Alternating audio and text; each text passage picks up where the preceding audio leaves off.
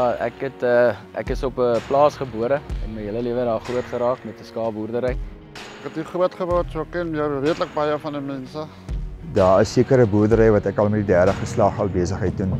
Die hele area ons het 'n baie sterk gemeenskap. Ons het 'n sterk boerdery agtergrond.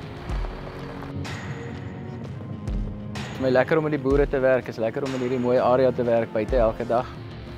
Jy's in die oopte, dis lekker en dis mense trots want dit is nie net 'n werkie, dis 'n leefstyl. Ja, ek dink die veebedryf in ons area, die toekoms lyk rooskleurig vir ons.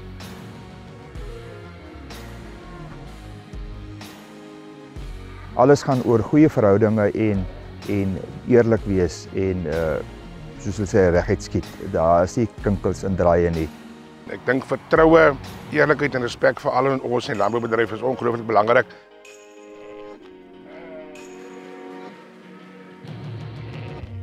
Baie dankie aan al die kliënte wat ons ondersteun deur die jare van BKB se kant af. Ons waardeer dit regtig.